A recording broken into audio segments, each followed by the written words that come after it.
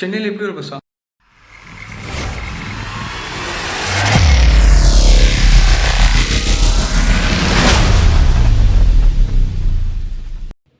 Hi friends, எல்லாம் எப்படிங்க? நல்லா நினைக்கிறேன். நான் உங்கள் மதுரை பேசுகிறேன். பரத் மதுரை வந்து இப்போ நம்ம எதை பற்றி பார்க்கும்போது பார்த்தீங்கன்னா, இந்த பஸ்ஸில் அவ்வளோ ஈஸியாக யாருமே ட்ராவல் பண்ண முடியாது. இந்த பஸ்ஸில் ட்ராவல் பண்ணணும்னா சில ரூல்ஸ் அண்ட் ரெகுலேஷன்ஸ் இருக்குது.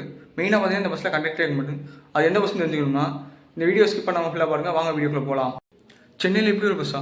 ஆமாம் ஃப்ரெண்ட், நம்ம எம்டிசியோட ப்ரீமியம் பஸ் தான் இது. இந்த பஸ்ஸில் பார்த்தீங்கன்னா நம்ம ட்ராவல் பண்ணுறது அவ்வளோ ஈஸி கிடையாது. இந்த பஸ்ஸுக்கு விதிமுறைகள் இருக்குது. மெயினாக பார்த்தீங்கன்னா இந்த பஸ்ஸில் கண்டக்டரே இருக்க மாட்டாங்க.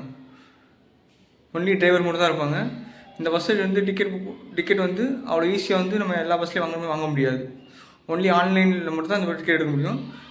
இந்த பஸ்ஸு பார்த்திங்கன்னா டோட்டலாக இப்போதைக்கு 5 பஸ் தான் லான்ச் பண்ணியிருக்காங்க.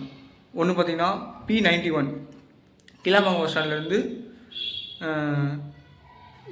திருவான்மீர் போகிறதுக்கு 2 பஸ்ஸும், P57 கோயம்பேட்டிலேருந்து திருச்சி ஐடி பார்க்கு 3 பஸ்ஸும், மொத்தம் டோட்டலாக 5 பஸ் தான் ஆப்ரேட் பண்ணுறாங்க.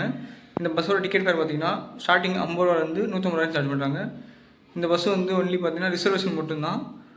டேரெக்டாக போய் நம்ம கண்டக்டர் எடுக்க முடியாது.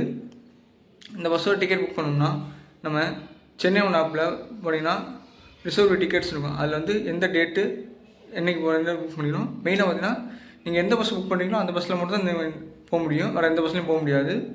இந்த பஸ்ஸை டிக்கெட் புக் பண்ணோம்னா அது அட்லீஸ்ட் 5 நாளைக்கு முன்னாடி நீங்கள் டிக்கெட் புக் பண்ணால் மட்டும் தான் இந்த பஸ்ஸில் ட்ராவல் பண்ண முடியும். இன்னொன்று முக்கியமாக பார்த்தீங்கன்னா இந்த பஸ்ஸில் மாதாந்திர பாஸ் 1000 2000 பாஸ் வச்சுலாம் அந்த பஸ்ஸில் ட்ராவல் பண்ண முடியாது. யாராவது இந்த பஸ்ஸில் ட்ராவல் பண்ணிக்கிறீங்களா இல்லையா கீழே கமெண்ட் சொல்லுங்கள். அப்படி யாராவது ட்ராவல் பண்ணியிருந்தீங்கன்னா உங்களுக்கு இந்த பஸ்ஸோட எக்ஸ்பீரியன்ஸ் எப்படி இருந்துச்சுன்னு கீழே கமெண்ட் சொல்லிப்போங்க. ஓகே ஃப்ரெண்ட்ஸ், இந்த வீடியோ பிடிச்சதா லைக் பண்ணுங்கள், கமெண்ட் பண்ணுங்கள், ஷேர் பண்ணுங்கள், சப்ஸ்கிரைப் பண்ணுங்கள். அப்படி பக்கத்தில் இருக்க பெல் ஐகான் கிளிக் பண்ணுங்கள். அப்போ தான் நாங்கள் போடுற ஒரு வீடியோ நோட்டிஃபிகேஷன் உங்களுக்கு இதே மாதிரி நிறைய அப்டேட்ஸ் வேணும்னா கீழே டிஸ்கிரிப்ஷனில் வாட்ஸ்அப் லிங்க் இருக்குது, ஜாயின் பண்ணுங்கள். அப்டேட்ஸோட கொடுத்துருங்க. அடுத்து எந்த பஸ்ஸை பற்றி ரிவ்யூ போடலான்னு கீழே கமெண்ட் சொல்லுங்கள். ஓகே ஃப்ரெண்ட்ஸ், அடுத்து சந்திக்கலாம். பாய்.